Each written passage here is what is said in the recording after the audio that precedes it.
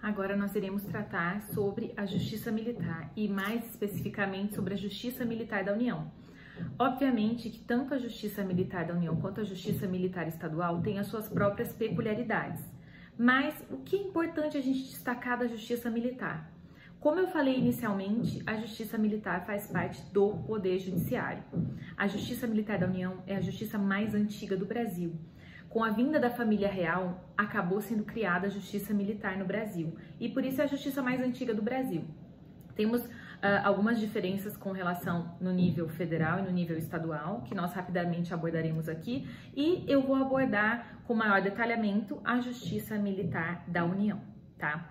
Bom, inicialmente, então, podemos pensar, a Justiça Militar faz parte do Poder Judiciário, então não é uma corte marcial, ou seja, o processamento e o julgamento de militares e civis, no caso da Justiça Militar da União, não compete a militares, né? Não compete somente a militares, e sim a um órgão da própria Justiça Militar que tem uma composição diferenciada.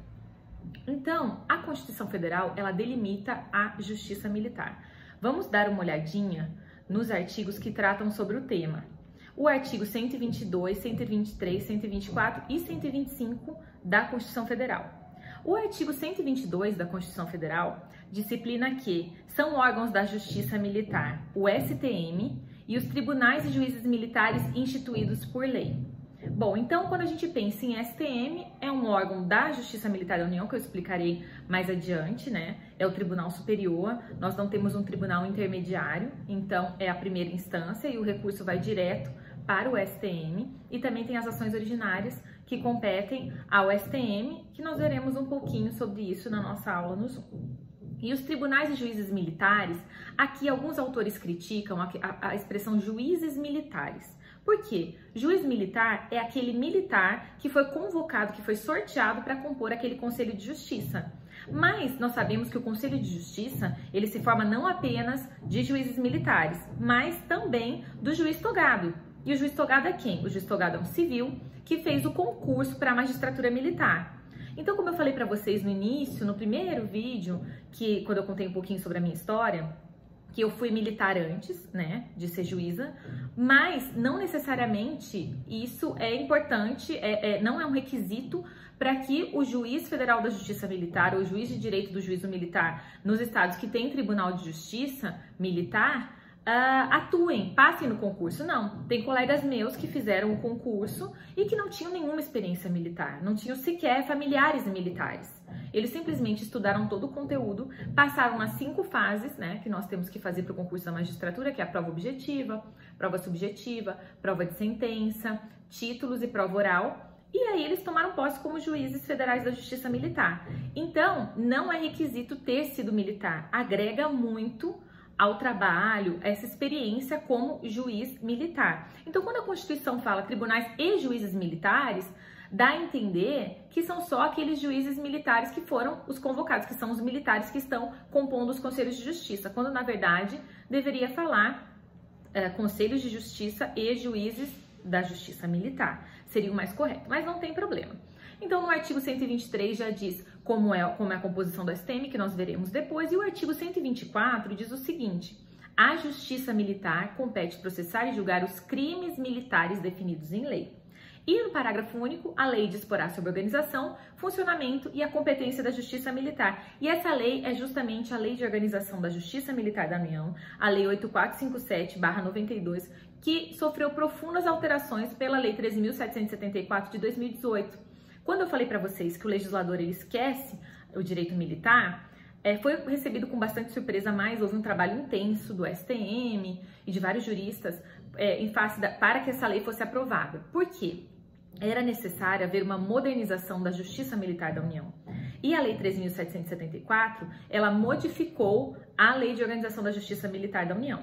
Então, são vários os pontos importantes a serem tratados, nós trataremos na aula, mas o que eu quero que vocês tenham em mente é que a Justiça Militar da União, ela processa e julga crimes militares e como é essa composição que nós veremos mais adiante. E ela também processa e julga militares e civis que pratiquem crime militar, tá?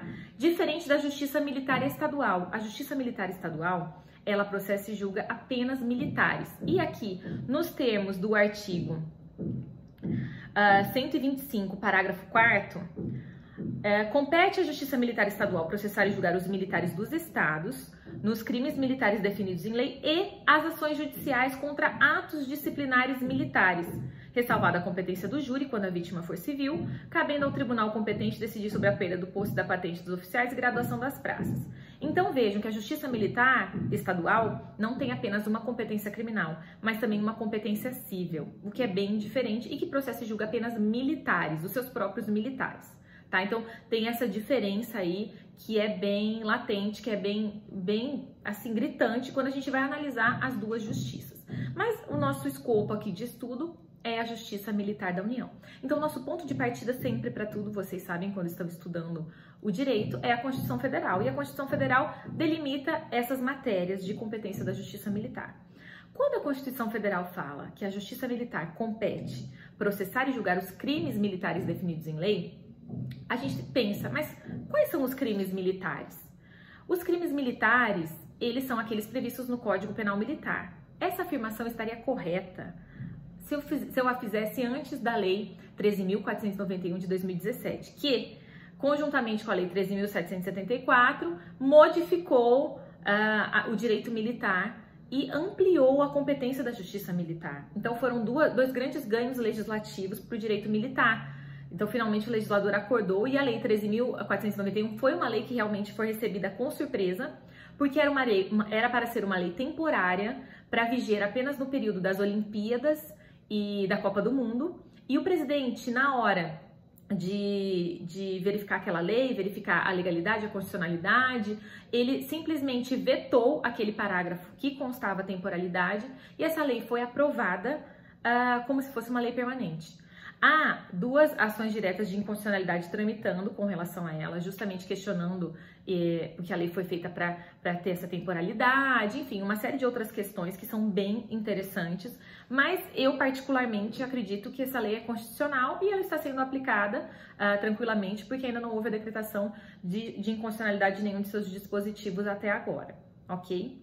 Bom, por meio dessa lei, houve uma ampliação de competência do que seria crime militar, dentre outras coisas. O que seria crime militar agora?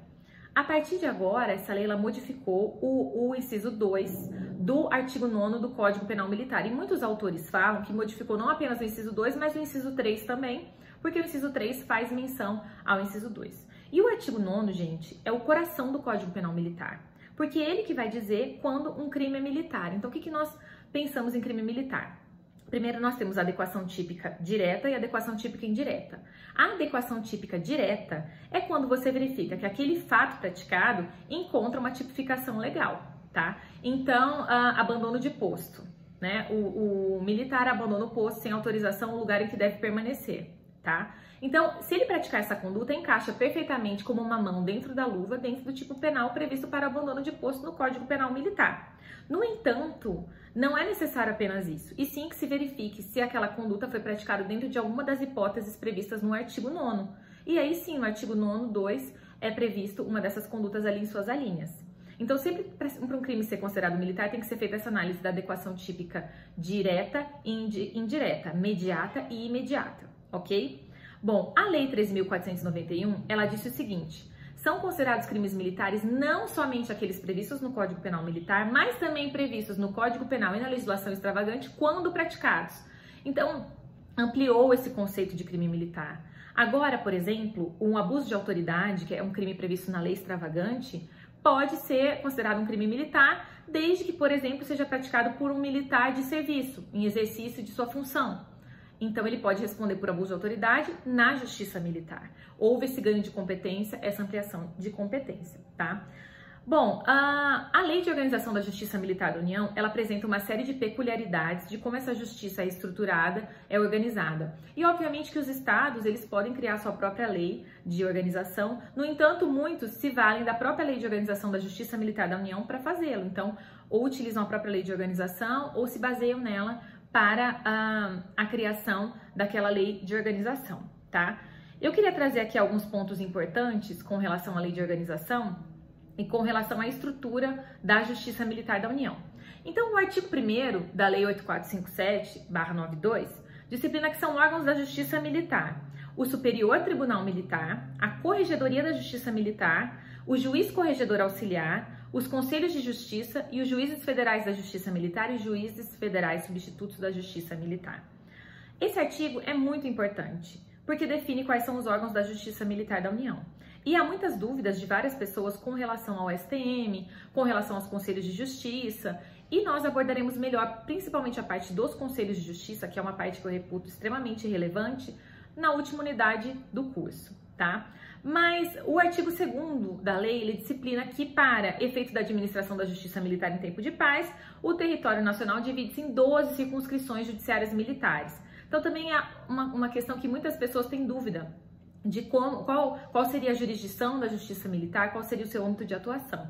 Então, rapidamente falando aqui, e também foi interessante porque a lei 8457, ela tinha um dispositivo fechado, e aí o projeto de lei que culminou na aprovação da lei 13.774 ainda trazia a criação de mais uma auditoria que foi barrada por questões orçamentárias. Então, se a gente for